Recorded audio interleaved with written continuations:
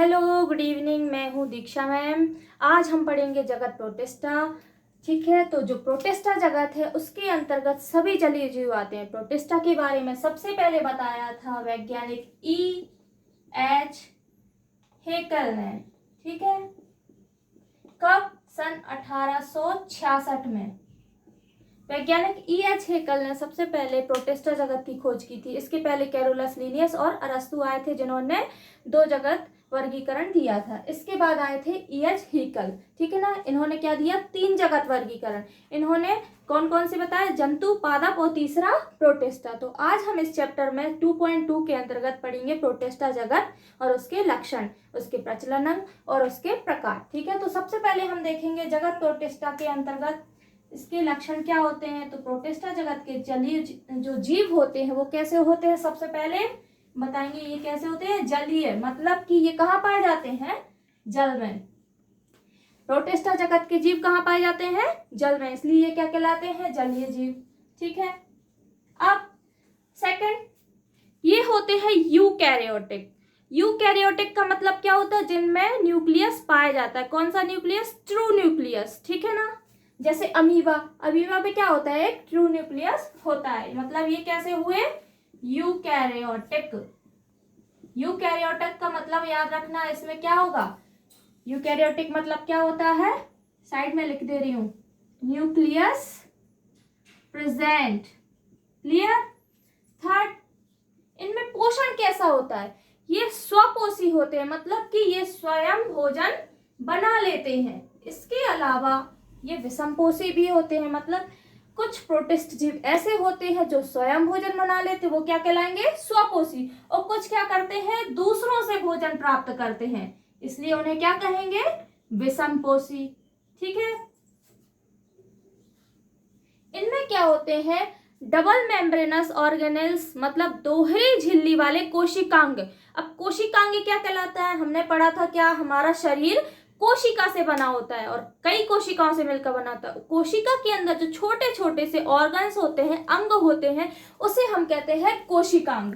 ठीक है, तो इसमें क्या होता है? दोहरी झिल्ली वाले, मतलब डबल मेम्ब्रेन वाले, दोहरी झिल्ली वाले कोशिकांग पाए जाते हैं या नहीं पाए जाते हैं? पाए जाते हैं। ठीक है, तो दोहरी झिल्ली वाले कोशिकांग भी इसमें क्या होते हैं? पाए जाते हैं। अब दोहरी झिल्ली वाले कोशिकांग कौन कौन से है देखिए, जैसे एंडोप्लाज्मिक रेटिकुलम, ठीक, राइबोसोम,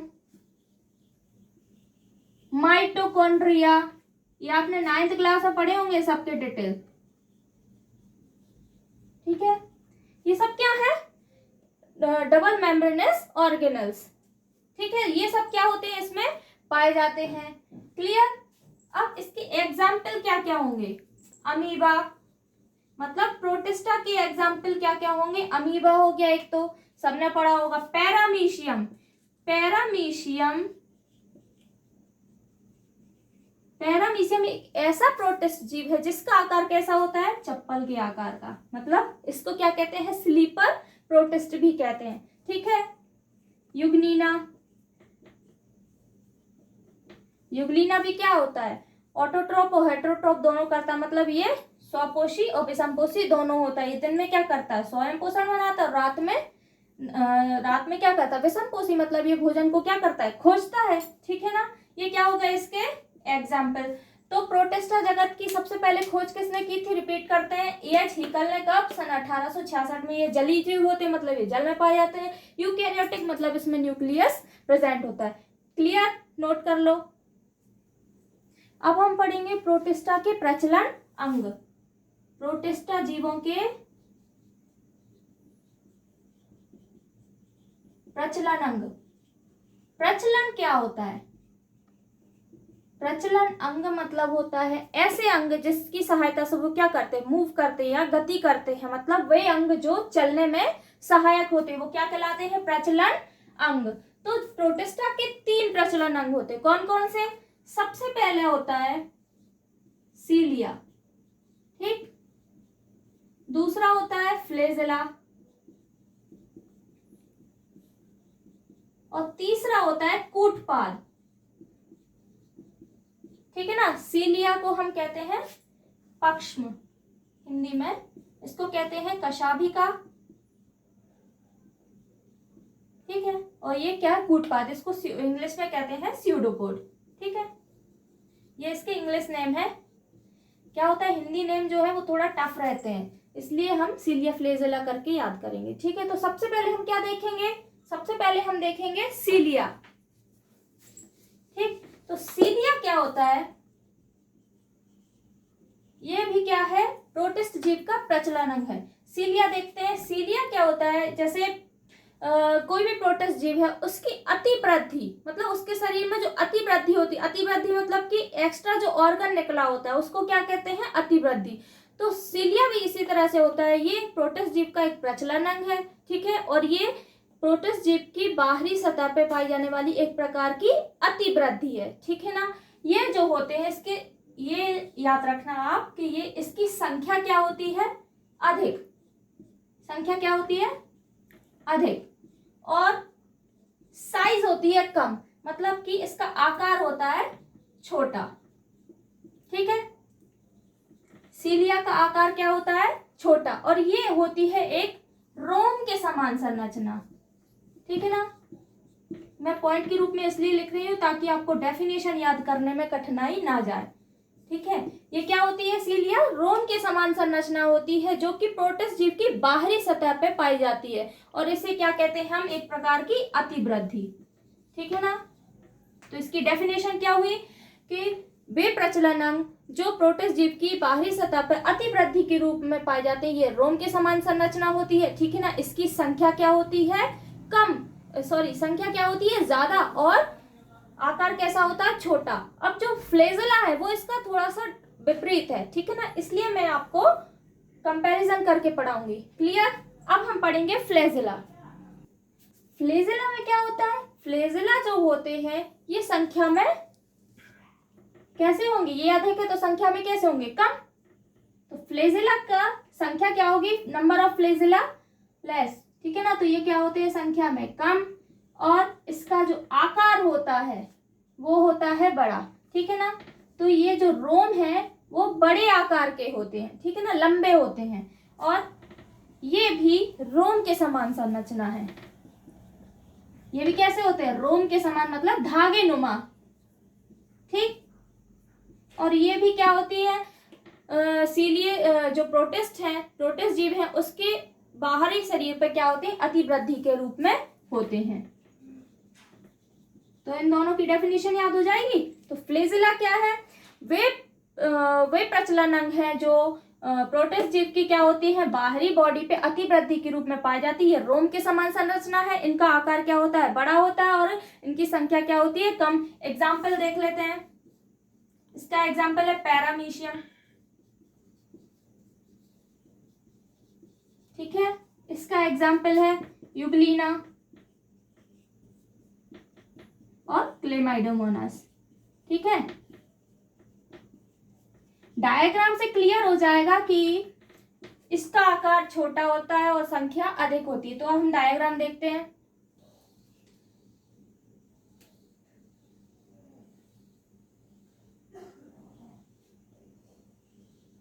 ये क्या हो गई हमारी सीलिया। अब जब ये मूव करता है तो क्या होता है, ये जो इसकी रोम के समान संरचना ये हवा में तैरती है, और ये आगे की ओर पीछे की ओर क्या लगाता है, एक धक्का लगाता है, और फिर ये आगे बढ़ जाते हैं। जैसे नाव में क्या होता है, इसका एग्जाम्पल भी ले लेंगे हम, नाव और पतवार। पतवार में क्या होता है, हम पीछे की ओर धक्का लगाते हैं, नाव आगे बढ़ जाती है। इसी तरह इसमें भी क्या होता है, मूवमेंट होता है। ये जो रोम के समान संरचना ये क्या करती है, एक दूसरे को धक्का लगाती है, और ये पैरामीशियम जो है वो आगे बढ़ जाता है, ठीक है। अब यूग्लिना का चित्र देखते हैं, इसमें कैसे फ्लेजेला पाया जाता है। यह है यूग्लिना, ये हो गए फ्लेजेला। तो जो फ्लेजेला होते हैं वो लंबे होते हैं, ठीक है ना। इसकी अपेक्षा ये क्या होते हैं, लंबे होते हैं, बहुत दूर तक जाते हैं, ठीक। लेकिन सीलिया कैसे होते हैं, छोटे होते हैं। सीलिया की संख्या हम क्या देख रहे हैं, बहुत ज्यादा है, ठीक है ना। सीलिया क्या होती है, पूरी बॉडी में पाए जाते हैं, लेकिन फ्लेजेला 1 2 3 मैक्सिमम, ओके। थर्ड हमारा आता है कूटपाद या स्यूडोपोड। ये हमेशा किस में देखा जाता है, अमीबा में, ठीक है। तो अमीबा में क्या होता है, जो प्रचलन होता है वो स्यूडोपोड के कारण होता है, मतलब कि कूटपाद के कारण। कूटपाद इस प्रकार होते हैं, जैसे कि ये अमीबा का शरीर है, ठीक है ना। तो ये जो है उंगली के समान उभार बना लेता है, ठीक है ना। अब क्या होता है, जैसे ये अमीबा है, ठीक, अब क्या करेगा, ये उंगली के समान ये यहाँ पे उभार बना लिया उसने। अब जो इसका कोशिका द्रव्य है वो कहाँ चला जाएगा, इस उभार में, ठीक है ना, इस प्रवर्ध में, ठीक है। अब क्या होगा, ये एक और उभार बना लेगा, तो यहाँ पे इसका साइटोप्लाज्म चला जाएगा। इस तरह से ये क्या करता रहता है, मूव करता रहता है। तो ये जो इसकी बॉडी है वो क्या कर लेती है, ओवरलैप कर लेती है, ठीक है ना।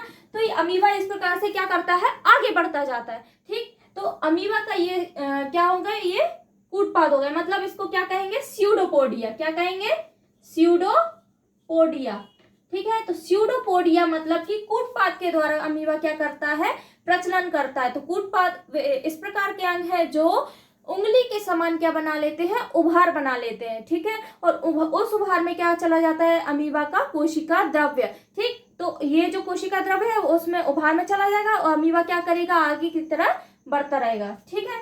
ये इस प्रकार से गति करता है, ठीक है। अब हम देखेंगे नेक्स्ट अग्निशैवाल। क्या, अग्निशैवाल नाम से शो हो रहा है, अग्निशैवाल मतलब कि क्या, उसमें क्या पाई जाएगी, आग, ठीक है ना।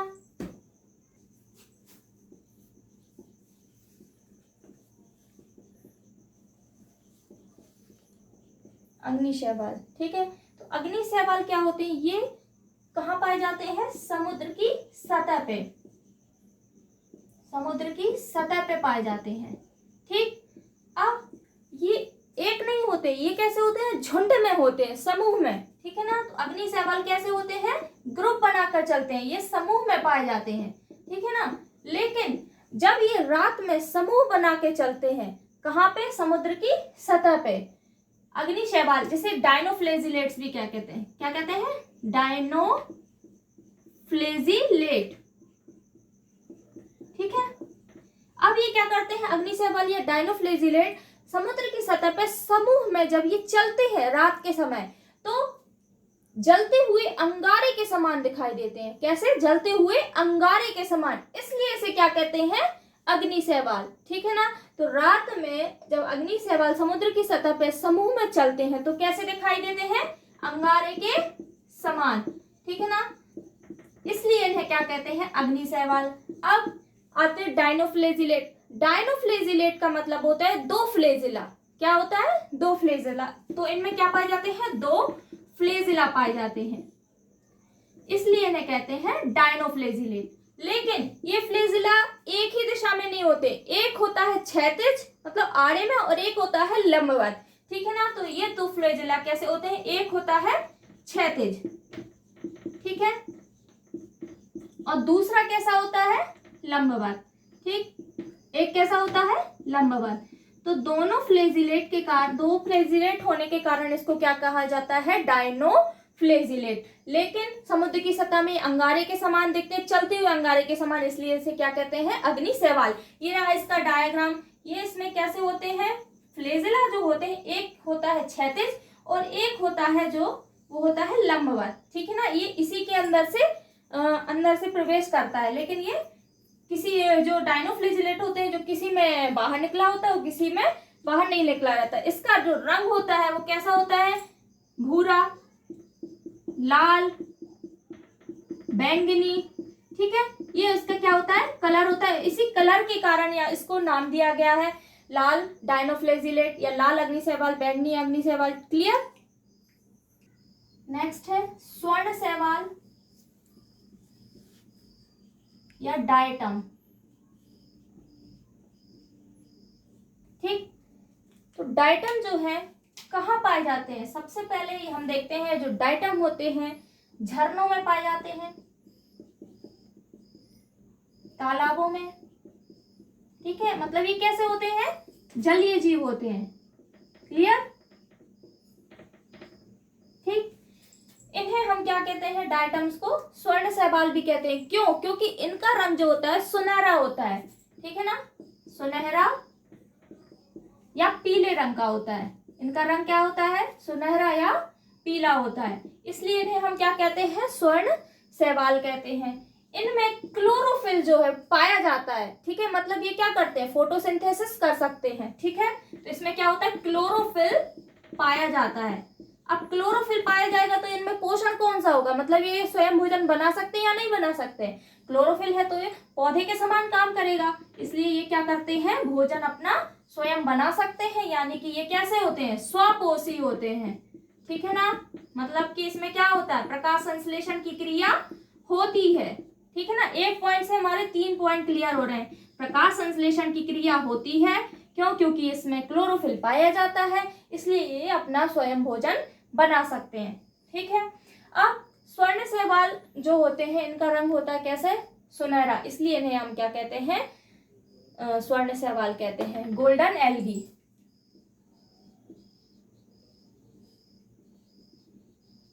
ये इसकी एक खास बात है, लेकिन इसमें जो है फ्लेजिला एब्सेंट होते हैं, इसमें फ्लेजिला नहीं पाए जाते। लेकिन अग्नि शैवाल में क्या था, 2 फ्लेजिला पाए जा रहे थे, है ना, इसलिए उसको डायनोफ्लेजिलेट कहते हैं। अब इसमें क्या होता है, फ्लेजिला एब्सेंट होते हैं, ठीक है ना। ये फ्लेजिला यानी कशाभिका रहित होता है, एब्सेंट होते हैं, क्लियर। ये रहा इसका चित्र, ये क्या हो गया, डायटम। इसमें फ्लेजिला जो है वो नहीं पाए जाते। ये यहाँ पे क्या होती है, फिशर होती है, फिशर मतलब कि इस प्रकार की क्या होती है, खांच होती है, ये इसकी आउटर मेम्ब्रेन होती है। जो इसकी आउटर मेम्ब्रेन होती है वो बहुत कठोर होती है, क्लियर। जो इसकी जो बाहरी सतह होती है वो बहुत ही कठोर होती है। ये इसका एक और पॉइंट हो गया,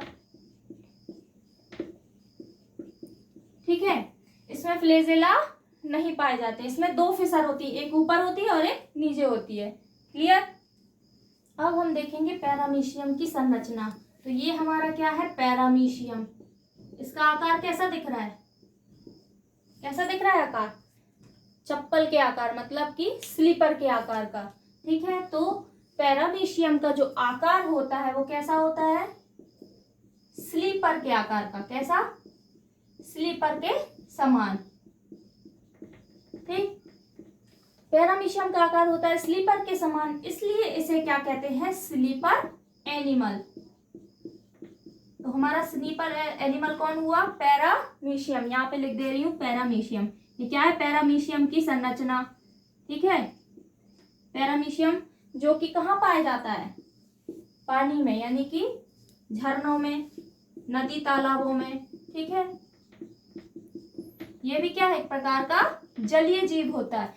इसकी पूरी बॉडी पे जो रोम के समान संरचना है वो क्या है, सीलिया है। क्या होती है, सीलिया। मतलब कि पैरामीशियम में जो है सीलिया पाए जाते हैं। ये सीलिया पैरामीशियम की पूरी बॉडी में होते हैं, होल बॉडी में, ठीक। अब मैंने बताया था जो सीलिया होते हैं ये संख्या में क्या होते हैं, अधिक होते हैं और आकार में छोटे, ठीक है। तो ये कैसे दिख रहे हैं, आकार में बहुत छोटे और पूरे स्लीपर मतलब कि पूरे पैरामीशियम में ये दिखाई दे रहे हैं, ठीक है। तो सीलिया कैसे होते हैं, बहुत अधिक होते हैं। अब होता क्या है, ये जो सीलिया है ये पानी की दिशा में, मतलब जल की जो जल की दिशा होती है, जिस जगह जल बहता है उसी जगह ये क्या करते हैं, सीलिया भी मूव करते हैं और ये पैरामीशियम उसी दिशा में गति करता है, ठीक है ना। अब इसमें जो पैरामीशियम है सबसे ऊपर क्या होता है, एक भोजन ग्रहण करने के लिए गुहा पाई जाती है, जिसे कहते हैं गुलेट। क्या कहते हैं, गुलेट। तो ये जो गुलेट है क्या करता है, भोजन का संग्रह करता है, ठीक है ना। ये क्या होती है, एक प्रकार की गुहा होती है, मतलब कि कैविटी, ठीक है, गड्ढे के समान होती है। तो ये गुलेट जो है भोजन का संग्रह करता है। पैरामीशियम सीलिया के द्वारा क्या करता है, एक जगह से दूसरी जगह गति करता है और अपने भोजन को ढूंढता है, किसके द्वारा, और भोजन का संग्रह कहाँ करता है, सॉरी, गुलेट में, क्लियर। ये कैसा दिखाई दे रहा है, स्लीपर के समान, इसलिए इसे क्या कहते हैं, स्लीपर एनिमल। ये है हमारा क्या, प्लाज्मोडियम का मलेरिया चक्र, ठीक है ना। ये है प्लाज्मोडियम का चक्र या मलेरिया चक्र। मलेरिया सबने सुना होगा, क्लियर। तो प्लाज्मोडियम जो है मनुष्य की आरबीसीएस में पाया जाता है। मतलब कि क्या होता है, ये हमारे शरीर के अंदर होता है और शरीर के किस ऑर्गन में होता है, मनुष्य की आरबीसीएस में, मनुष्य की RBCS मतलब कि रेड ब्लड कॉर्पसल्स, मनुष्य के खून में क्या पाया जाता है, प्लाज्मोडियम जीवाणु पाया जाता है। अब ये क्या करता है, ये जो प्लाज्मोडियम है मनुष्य की RBCS में किस अवस्था में होता है, अमीबॉइड अवस्था में। अमीबॉइड मतलब कि किसी भी आकार में, इसका कोई निश्चित आकार नहीं होता, क्योंकि अमीबा का भी क्या होता है, निश्चित आकार नहीं होता है। तो जो प्लाज्मोडियम है मनुष्य की RBCS में क्या होता है, अमीबॉइड अवस्था में पाया जाता है। ठीक है। अब जो मलेरिया है वो कौन फैलाता है, मादा एनाफ्लीज मच्छर। कौन, मादा एनाफ्लीज मच्छर। तो जब मादा एनाफ्लीज मच्छर क्या करती है, मनुष्य का रुधिर चूसती है, मतलब उसका क्या करती है, खून चूसती है। तो ये जो प्लाज्मोडियम है वो कहाँ चला जाता है, मादा एनाफ्लीज के अंदर। मादा एनाफ्लीज एक प्रकार का क्या है, मच्छर है, जो क्या फैलाता है, मलेरिया। ये क्वेश्चन भी बनता है 1 नंबर का, नीट में भी आ चुका है कि मलेरिया कौन फैलाता है, मलेरिया मादा एनाफ्लीज मच्छर के द्वारा फैलता है। ठीक है। तो मादा एनाफ्लीज के अंदर क्या चला जाता है, प्लाज्मोडियम मादा एनाफ्लीज मच्छर के अंदर चला जाता है। ठीक। अब क्या होता है, जो प्लाज्मोडियम है फीमेल एनाफ्लीज मच्छर के अंदर अमीबॉइड अवस्था में नहीं रहती, वो अपनी अवस्था क्या कर लेती है, चेंज कर लेती है। वो कौन सी अवस्था में चली जाती है, स्पोरोजॉइट में। कौन सी, स्पोरोजॉइट अवस्था में आ जाती है। ठीक है ना, ये मैं अभी समझा रही हूँ। स्पोरोजॉइट अवस्था में क्या होता है, ये जो फीमेल एनाफ्लीज है अमीबॉइड अवस्था को कन्वर्ट कर लेती है किसमें, स्पोरोजॉइट्स में। तो स्पोरोजॉइट्स अवस्था में क्या होता है, कई स्पोर्स बनने लगते हैं। प्लाज्मोडियम क्या होता है, एक नहीं रहता, वो क्या करता है, अपने कई सारे स्पोर्स बना लेता है, मतलब कि कई सारे क्या बना लेता है, बीज बना लेता है। बीजाणुओं को क्या कहते हैं हम, स्पोर्स। तो स्पोर्स बन जाते हैं। अब ये स्पोर्स क्या करते हैं, जो मच्छर होता है उसके आमाशय में पाए जाते हैं। लेकिन अब जब स्पोर्स बहुत ज्यादा होते हैं तो वो कहाँ चले जाते हैं, मच्छर की लार में। कहाँ चले जाते हैं, मच्छर की लार में, मच्छर की सलाइवा में।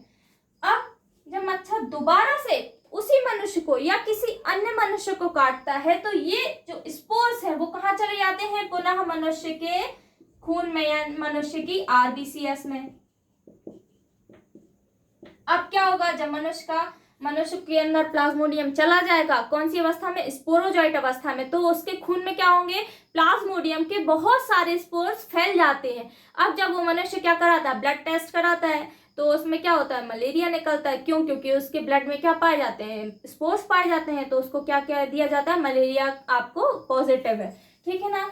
तो मनुष्य की RBCS में क्या पाया जाता है, प्लाज्मोडियम पाया जाता है, जिससे क्या हो जाता है, उसको मलेरिया हो जाता है। और मलेरिया होगा तो क्या होगा, ऑब्वियसली ठंड लगेगी, बुखार आएगा, कपकपी होगी।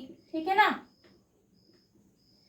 ठीक। तो सबसे पहले हम देखते हैं जो प्लाज्मोडियम है वो मनुष्य की RBCS में पाया जाता है। किस अवस्था में, अमीबॉइड अवस्था में। इस प्रकार से प्लाज्मोडियम पाया जाता है। अब ये क्या करता है, कई सारे गैमेट्स बना लेता है। ठीक है। अब जब मच्छर मनुष्य को काटता है, किसी एक मनुष्य को जिसके अंदर क्या होता है, प्लाज्मोडियम पाया जाता है। कौन सा मच्छर, मादा एनाफ्लीज मच्छर। ऐसे कोई भी मच्छर के द्वारा हमें मलेरिया नहीं होता, केवल मादा एनाफ्लीज मच्छर के द्वारा ही मलेरिया मनुष्य को होता है। ठीक। तो अब मनुष्य के अंदर क्या है, प्लाज्मोडियम अमीबॉइड अवस्था में। अब जब मच्छर ने काटा उसको तो क्या हो गया, मच्छर के अंदर चला गया प्लाज्मोडियम। अब उसने अपनी अवस्था चेंज कर ली, कौन सी, स्पोरोजॉइट्स बना लिए, मतलब कि कई सारे क्या बना लिए, स्पोर्स बना लिए। अब ये स्पोर्स कहाँ चले गए, मच्छर की लार में। क्लियर। तो ये स्पोर्स कहाँ चले गए, मच्छर की लार में, सलाइवरी ग्लैंड में चले गए। अब जब दोबारा मच्छर काटेगा उसी मनुष्य के या किसी अन्य मनुष्य को तो क्या होगा, ये स्पोर्स उसके अंदर चले जाएंगे और क्या होगा, उसकी RBCS में मिल जाएंगे और उस मनुष्य को मलेरिया हो जाएगा। और इसके बाद क्या होगा, उसको ठंड लगेगी, बुखार चढ़ेगा। ये एक प्रकार का क्या बनाता है, चक्र। मतलब कि जो मच्छर होता है उसने कहाँ से लिया, प्लाज्मोडियम मनुष्य से। ठीक है। मच्छर ने किसको काटा, मनुष्य को। ठीक। अब प्लाज्मोडियम कहाँ चला गया, मच्छर के अंदर, है ना। प्लाज्मोडियम का चक्र चल रहा है। अब फिर दोबारा से मच्छर किसको काटेगा, मनुष्य को। किसी अदर मनुष्य को भी काट सकता है, किसी अदर ह्यूमन को भी काट सकता है। तो क्या होता है, ये प्लाज्मोडियम एक तरह से चक्कर लगाता रहता है, इसलिए इसको क्या कहते हैं, प्लाज्मोडियम चक्र या मलेरिया चक्र। क्लियर। Thank you. उम्मीद है आपको ये सब समझ में आ गया होगा। ये हमारी टेलीग्राम की लिंक है। जो भी 11th वायु के स्टूडेंट्स मेरे इस वीडियो को देख रहे हैं उनको इस लिंक पे क्या नोट्स दे दिए जाएंगे और उनके जितने भी डाउट्स हैं वो भी क्लियर कर दिए जाएंगे। तो हमारे इस चैनल को ज्वाइन जरूर करें। Thank you.